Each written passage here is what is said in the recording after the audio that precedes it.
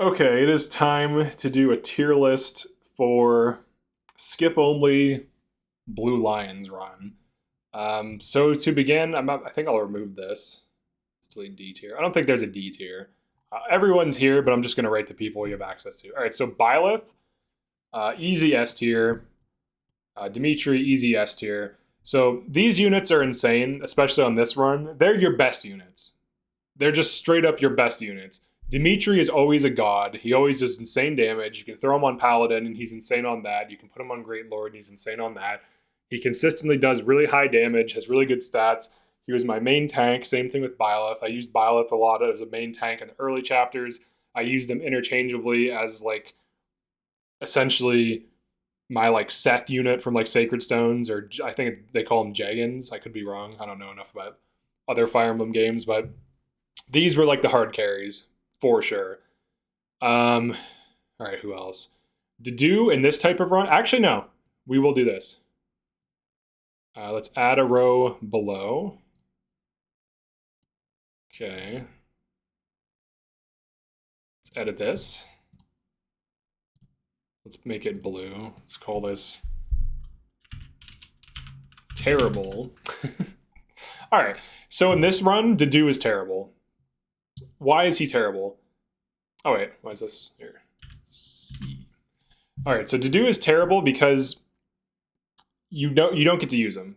You can use him in the early game, and after that, he forced dies. You can't do his paralog in a skip only run.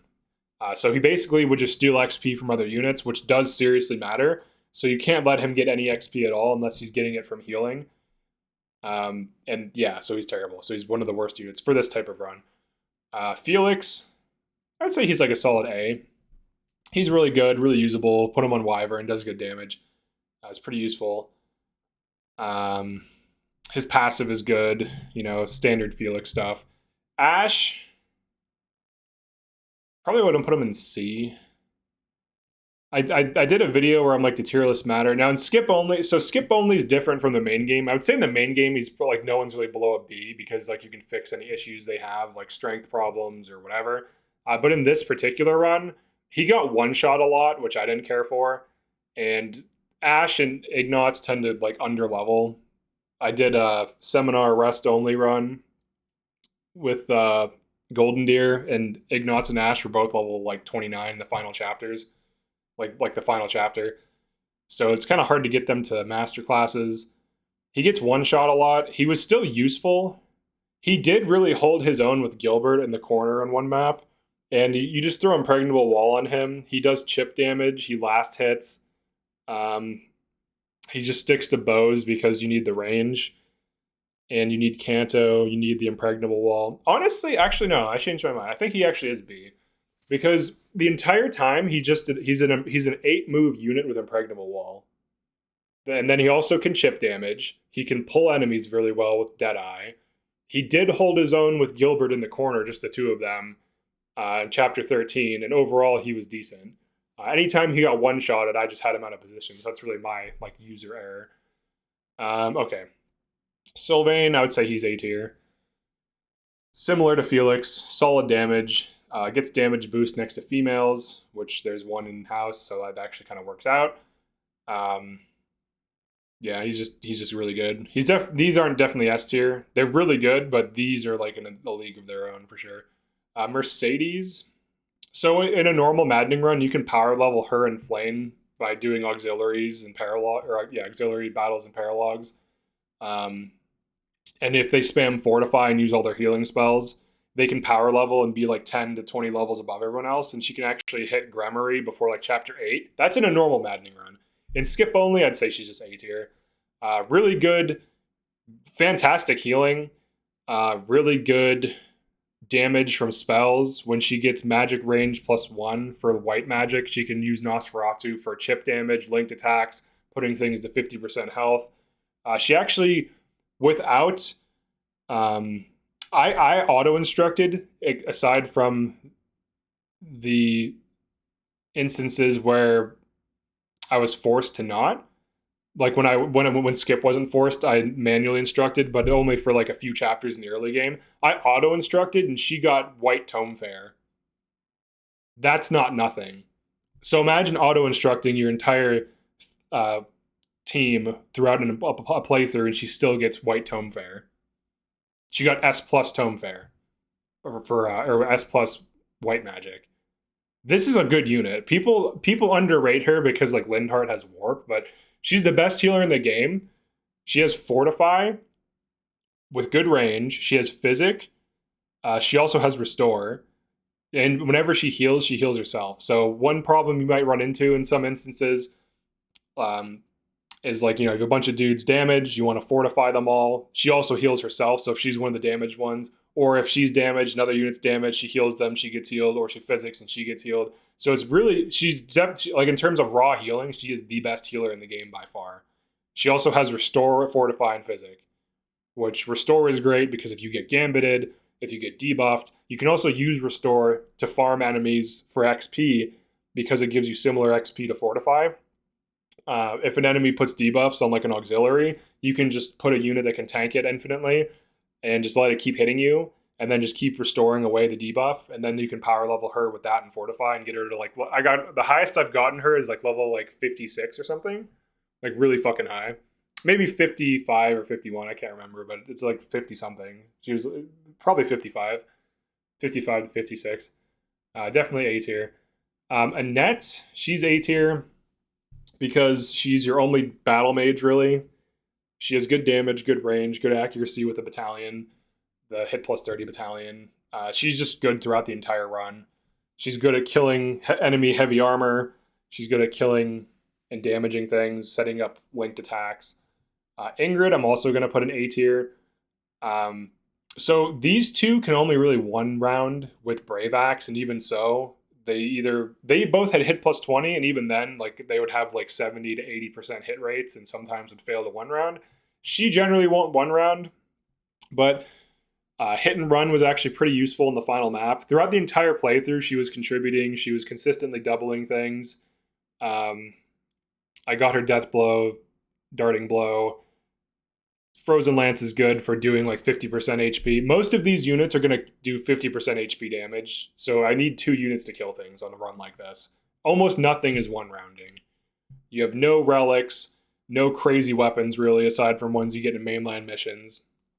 And even these struggle to one round. These can one round the most. These one round pretty consistently, and most of these 2 round. But they do it really accurately, really consistently, and it's really useful. Ingrid also has high speed, which means she dodges more, and she became a dodge tank towards the end and baited out meteors and shit, and she's really good. She's slept on. I fixed her strength by getting her into Paladin early, so that she had base 18 strength, and then I got her strength plus 2, death blow, and she was fine. She was viable. She did good damage consistently. She helped out. And these only had an edge on her in accuracy because they had hit plus 20, and she wasn't able to get that because I just didn't have time to train her through that. So, okay, so those are those dudes. Just making sure I didn't miss anyone. Then there's the units you get. Okay, Sedith, honestly, is like B tier. He's definitely better than Ash, but he definitely wasn't A tier. It was honestly very annoying to train him. In a normal run, you can easily do like 2 auxiliaries, get him death blow, strength plus 2, and then then he becomes a Wyvern Lord and he's fine. Maybe you get him hit plus 20. That takes 3 auxiliaries, pretty easy to do. But in this run, I test him into Brigand. I did get him death blow, and even with death blow, he had accuracy issues because that's a problem with axes. He didn't deal that much damage. His speed sucks. He's just really not that good. He's really not that good at all. That's why I had these 2 plug the holes for the final mission, because they really weren't going to contribute much. Her hit and run literally allowed me to beat the fucking mission. So if you want to say she didn't contribute, I could not have done this without hit and run. It literally wouldn't have happened. She would have got killed by Edelgard. Edelgard's hit rate was like 5 or 6% with Lance of Ruin. And then when I used just a training lance, it was like 11%. She just kept dodging her and hitting her for free. So she literally carried the final mission. So if you want to say that Sedith's way better than Ingrid, well, not in this run. But also you can fix her issues with strength boosters, whatever, and then she's just as good. Or you can throw in Wyvern, whatever you want to do. But it takes too long to get him up and running. You get him chapter 13. Well, you get him chapter 12, but he like was under leveled. I wasn't able. He hit level 30 on chapter 21, so I wasn't able to get him into Wyvern Lord, which sucks because I did have the money for it. I did have a seal to test him in, but he just didn't hit it. And then Ash, I was gonna put on Bonite, but he didn't make it either. Dude, if Ash was on Bonite, I could have Deadeye at 7 range. That would have made that map so much easier. 7 range Deadeye. It doesn't even have to hit. You need to attack an enemy and it aggroes them. That would have made that so much easier. But he didn't test in, so both of these were kind of disappointments. Flane, A tier, definitely. Flane, I can get rid of C tier. All right. Flane is really good. She has Fortify, AoE healing, it's great. She has Rescue, she has Restore. Now, she doesn't have Physic, but she does have Rescue, which is insanely useful and allows you to send a flyer out, be hyper aggressive, attack and kill a siege weapon or something, and then get rescued out. Rescue is so good for slow pushing, which is all you're doing in this type of run. It's always useful. I could have used it more in the final chapter. I tried to save it for Edelgard. I spent most of my time restoring on her because Edelgard uses Wilted Flower, which, gambits you. So, but the rescue's really good. The Fortify is really good. The White Magic range +1 Nosferatu is really good. That actually helped me beat a lot of the missions leading up to the final chapter, and it helped me in the final chapter because of all the chip damage, all the linked attacks. You have to consider range +1 allows you to set up way more linked attacks than normal, and I abused the fuck out of link attacks in this run. If I didn't have linked attacks, I would be doomed in this run. There's no way. It wouldn't have happened. All the range increases from the mages. Let me order these. I would say like this is like best to worst. So like, maybe she's a little bit better than that. But all the linked attacks from these get S rank in White Magic really fast because of Fortify. Fortify and restore power level White Magic. So without tutoring, I was able to get them both range +1 before she got her Black Magic range +1. She got this on like chapter 20 or something. So then these had this. She had it early, and she had it pretty like earlier, way earlier than her. So these were online for 3 range way before she was. Because it's nothing against the net. It's just that if I'm healing every turn with these units and using rescues and using fortifies and using physics constantly, I'm getting mastery XP towards White Magic. So as I'm getting mastery XP towards White Magic, I get S rank faster. She infrequently, for every attack you do, you probably heal twice as much. So she attacks once, she heals twice. Because, you have to position her. Let's say 5 of your units are damaged and you can individually heal each of them on purpose to get XP. I'm fucking doing that. Like, I'm going to take the time to do that because that's free XP sitting on the board. So, yeah. So a quick recap. These were hard carries. So this is like hard carry. These are great. And these are good. So let's put a little thing in there. So let's define these really quickly. All right, so hard carry, a unit that's above and beyond everything else. The funny thing is, no Kanto in the final chapter, no Kanto all game, still better than these. Kanto is insane and it is very good, but just having raw stats is definitely better. So even though I'm forced to stay on Enlightened one and Assassin the entire game, he was a Kanto unit on Paladin. I had to switch him to Great Lord for better stats for fighting Edelgard. And the plan was to rally speed and then he doesn't get doubled by her. And I did use that like twice in the Edelgard fight, so it did matter. But it was so much harder, dude. Him being off a horse, Jesus Christ. Going from him being a paladin the whole game to being a land unit or like a non-Kanto unit. Fuck, that was hard. All right, so there's that. Then we got these guys, great units. These are units that are just always really good. in this type of run. These are units that are good in general. These are actually slept on, I think. They get range +1 really fast. Dude, both of these can hit Gremory. Well, this can hit Gremory. This could probably hit Gremory by like chapter 10 without using DLC or online. Just with using base game, Maddening, auxiliary battles, and paralogs. This can hit Gremory by like chapter 8, I think, was the earliest I've done it. And I wasn't overfeeding her either. I was leveling everyone up normally. I just did auxiliary battle farming with XP and healing and shit. And I can show that, and I think I've shown that. I made a video why Mercedes is OP, or God tier or something. Because she hits Gremory before time skip, like by a huge margin. Everyone else is like level 20, maybe like 15 to 20, you know, halfway through, like 75, 80% through pre-time skip, like monastery segment or whatever, and then she's like a Gremory with range +1 and like all this stuff. It's crazy. And then Flame can hit Gremory probably by like chapter 10 pretty consistently.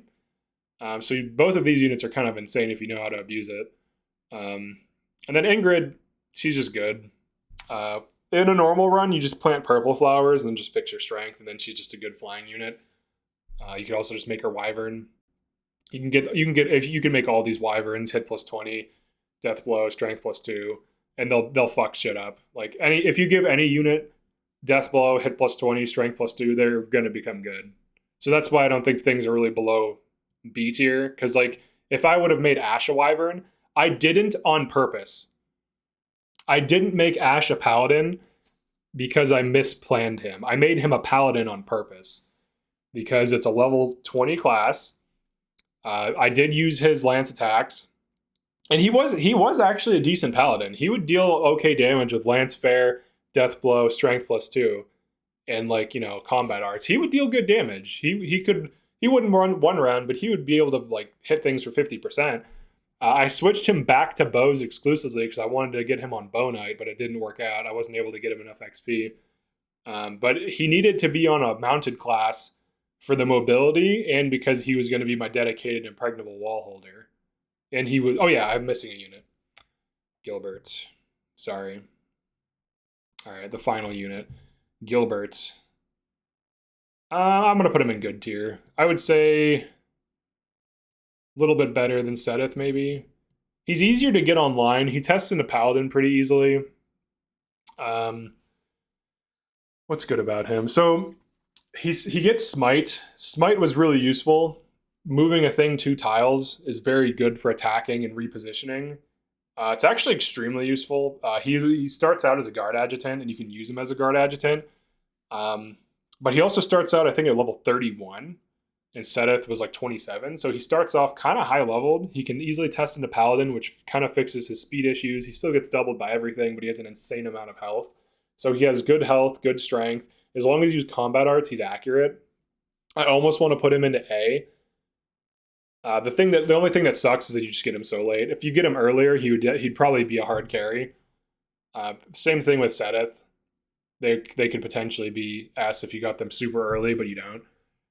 But yeah, he's solid. He's definitely solid. He carries his own weight, and they start him off with axes. But if you switch him to spears and Paladin, spears are more accurate by default, and a lot of the combat arts in spear can be fairly accurate. And then he gets lance fair and Paladin, and then you put him into Brigand, get him death blow, and then he's actually dealing pretty good damage with decent accuracy plus good mobility. And then ultimately he was my sacred shield holder. So a lot of these good units end up becoming utilities, which that's still not a C tier because dude has sacred shield. He can clean up kills, and he has 8 move and Kanto. You can't tell me that's a C tier. like even Ash, the worst unit by far, is still a B tier in this because he held impregnable wall. He still did chip damage. He contributes to linked attacks, and he actually did decent damage on Paladin with spears for a while. But yeah, he definitely like a C tier is like a kind of as bad, or it's like maybe okay tier. But him just a horse with impregnable wall, I'd say is at least a B tier. In a Maddening run, that's so useful. Because like consider it being on a dude who doesn't have 8 move in Kanto. It sucks, right? Because then they're out of position. Like if he was a sniper, like if I wanted to go the damage route, I would rather him be a mobile thing. Mobility is so huge in this game. It's so huge. And then Dedu, if we could actually get him, would probably be like here or here. But because we can't do his paralog because it's skip only, he's literally useless because he just steals XP from other units. You have to look at XP as a resource, right? Like if there's, I don't know, 500 enemies from prologue to chapter 12 that are all getting killed, and Dedu kills like 30 of those, that's 30 enemies worth of XP that's not going to these units you keep during time skip. So you have to look at him as dead weight and just not give him XP at all. And that's what I did. And it worked out because I beat it. So, but yeah, he's dead weight in this run. Otherwise, he's probably here. I would still put him at B, just like maybe higher end of B if you got him, because you lose him for a few chapters, which sucks. So like you train him and then you don't get him on the most critical chapter 13. So here's the other thing too. Even if you kept him, because you lose him and get Gilbert on chapter 13, pumping him with XP sucks, because then like the main units that need XP on chapter 13 are your lords for breaking out, these two because they spawn to the right of you, and then this. So I actually did overfeed Ash a little bit before the end of, or like before time skip on purpose. And if the dude would have taken some of that XP, it would have helped me out on chapter 13, and maybe I get soft locked on chapter 13. That could happen. Without Ash having all his shit fixed with like strength +2 and death blow and being on Paladin before time skip, this could have fucked it up, even if you get him with the delay. Now, if he goes in place of Gilbert, that's not how the game works. But if instead of Gilbert appearing to Duded, then it would make sense to train him. But you lose him for a few chapters, and it seriously matters in this type of run, even if you were to get him back. So he's literally just like useless. You can't use him at all. And then the one chapter that is hard is the Death Knight Flame chapter, where Flame's kidnapped, because then you lose Dimitri, so that sucks ass. And you don't have these yet. So you just have like a thin roster, like a slim roster of units. But yeah, I would say this is the skip only tier list. I would still put Ash as good. The other thing Ash does that's really useful, the lockpick matters. In normal runs, there's so much money, it doesn't matter, but free lockpicks, you just sell all of your keys. That's extra money. That's like an extra like 3 to 4K throughout the entire run. That does matter. Because like with skip only, you don't get to set up group tasks after time skip. Before time skip, you can. I did allow changing the group tasks just for like 1 or 2 months, but I still auto-instructed. That was pre-time skip. I never reassigned group tasks. Group tasks is your only way of making money after time skip, aside from selling items. Because you get 500 to gold to 1K, depending on if they get good or perfect. And you also get smithing stones, which you can sell from the storehouse or use in blacksmithing, which does get unlocked after time skip. So the lockpick actually was useful. Now the way the game is normally designed, not that useful. But in a skip only run or a seminar rest only run, free lockpicks does matter. It'd be nice if he could also steal stuff, but his speed usually isn't high enough to do that anyways. Yeah, this is my tier list for skip only. Blue Lions, Maddening. I potentially could have recruited Catherine. I think there's a way you have to get her to C support, and then you can recruit her at level 12. I think there is a way to do that where you like use, like she's missing on some of the forced monasteries. Forced monasteries are monasteries you cannot skip. So in a skip only run, I allowed those. There's like 3. I think it's possible to get C support with Catherine, and then you can easily get to level 12 by the end of chapter 2, because your last skipped monastery is what is it? Chapter 3, I think, in the month of chapter 3. So you have to use the Lonato farm to get Byleth to level 12, I think. You might have another chapter, but I think that's what it is. I can't remember when all the forced monasteries are. There's one forced monastery that can be skipped. So a lot of people think that, oh, well, you can recruit her then. But like if it's a skip only run, you have to skip then, right? Like that's like the whole thing, unless you make an exception. But having Catherine would have made this so much easier. Oh my god, that's such a good unit. She starts off with, she has like 60% strength growth. She's ridiculous. She starts out in Swordmaster with a brave weapon. Like you can make her a flyer. I would say she makes a good Falcon Knight. You can make her a Wyvern, but she already has the sword rank and she already has a brave weapon that's a sword. So like Falcon Knight, I think makes a little bit more sense with limited resources because like training axes, I'd rather train spears. I think she might have higher spears than axes. I could be wrong. If Catherine was in this, she'd probably be in here. So I'm kind of bummed out I never got to run her. But yeah, so this is the thing that never was. And then if I would have allowed going to monastery to recruit these, oh my god, dude. Meteor, warp. Warp, oh my god, I needed warp so bad in this run for the final mission. Warp would have been so nice to have. Look at her head shaking. Would have been so nice to have warp. Meteor would be insane. These would have been great units to have as well. I did some chapters where I just adjutanted a unit, so I have like adjutant Seth or Gilbert just to like get more XP because adjutant is free XP.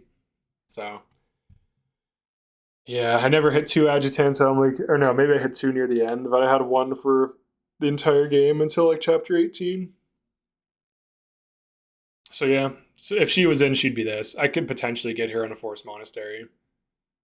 There might be some other units you can recruit. The only thing that sucks though is like Sylvain can easily be recruited out of house, but in house, you already have them. So like you make female biology, you just can't. You already have them, so you can't get them again. Some of these units are hard to get. Maybe her.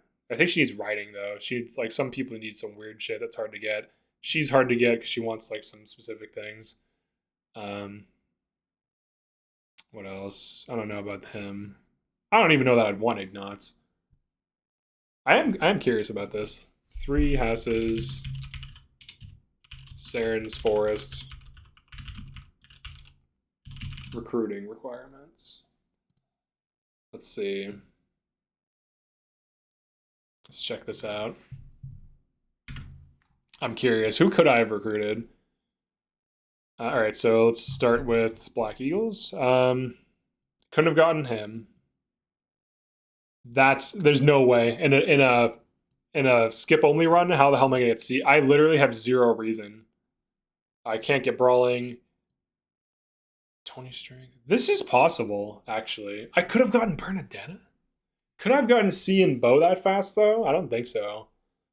Like this early without like tutoring. I mean, maybe I could train and just use bows religiously. Getting Bernie would have helped. That'd be an extra unit because I ran 11. I only had 11 units to use in the final chapter out of 12. Dorothea, that's impossible. Be an authority that early, not happening. C in riding can't happen. B plus, all right, that's already in house. 20 charm and C in reason can't happen. Can't happen. Can't happen. Nope. Nope. Nope. 30 charm that early? Not happening. Unless I get insane RNG. And it's just too early. This could happen. I could have gotten Leone. That would have been really useful. That could happen. That actually could have happened. Interesting. 15 strength. C and Lance. Yeah, I could do that. That is achievable. The only problem though is that I have to take away training other stuff. So like the C and Lance is competing with axes. If it wasn't for the 30 to charm, I could potentially get this, but I only got axes to D plus to get into Brigand. So it's like I don't think I could have devoted because like the professor getting a C in Lance without seminar, without like auxiliaries, without tutoring, like other units, like faculty training or whatever, that would be really hard. Getting level 15, yeah, that's impossible because of the timing. This level 15. This is the only potential thing. Then this can't be. This can't happen, and this can't happen. So the only things I could potentially recruit are this, but I'd have to throw out Death Blow, which I'm not going to do that. Like is Leone worth dropping Death Blow on my like S tier unit? No, unfortunately not. Um, Hilda, I mean Hilda, the 30 charm, I just don't think that's achievable. Like so, basically nothing is recruitable except for Catherine. If I can get her to basic whatever, get her support points up, which might be possible. Now, if I do the forced, if I instead of skipping, I do the forced seminar for chapter 6, I could recruit a bunch of shit.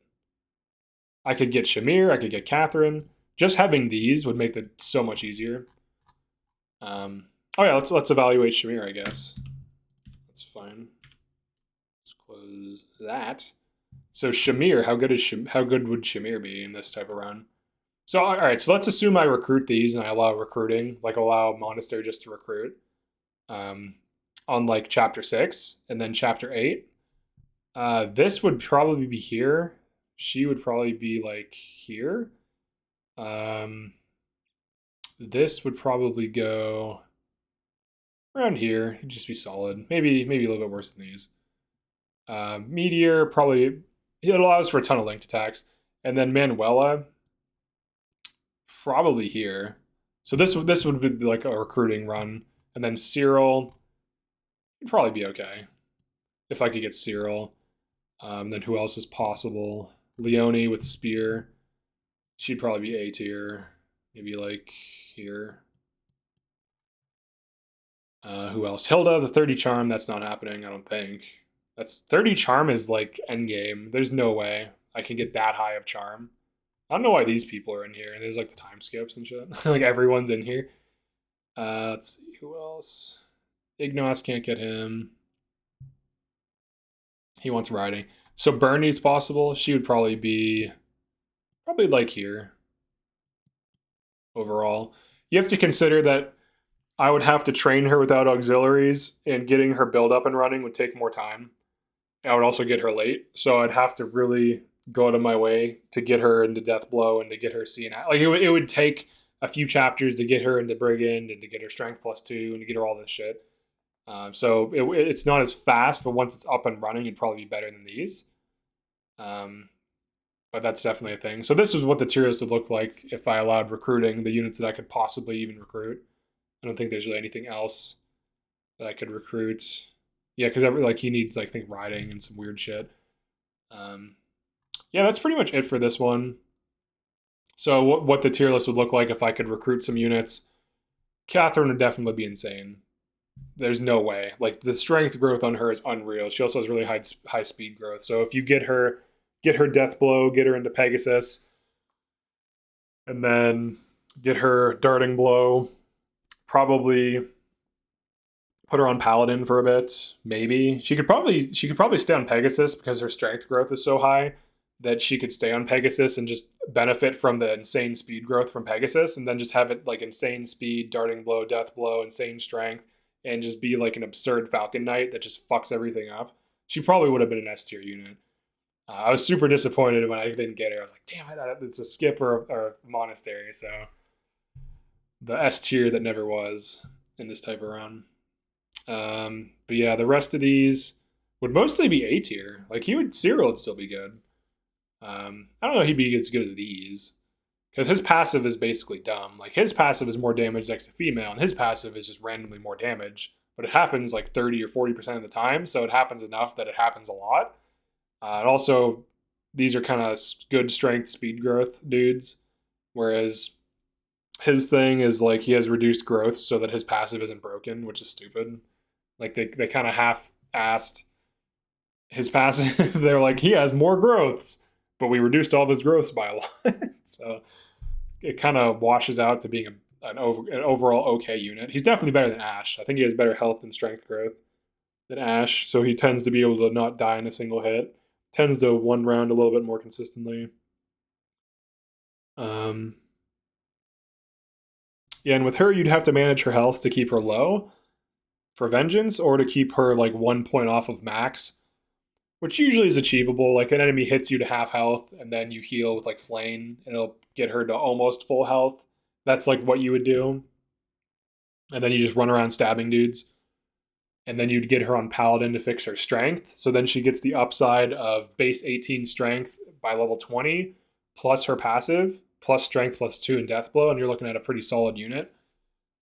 So, but she would be so all right. So you might be wondering why I didn't put her on Falcon Knight. Frozen Lance, or I'm sorry, Wyvern, Frozen Lance, Lewin, or Lance of Ruin, or whatever the hell. So she becomes the carrier of that. He has Arid Bar. So we need some crest holder with a relic. I put him on Wyvern because Axe's Brave Axe makes sense. Silver Axe hits really hard. He won the rounds in that way. He doesn't get to use his relic, but he gets a fair. He gets all the stuff he needs. So yeah, this is the list with recruits, and then of course the list without recruits. You can just drop all the units that you could recruit. Yeah, skip only is insane.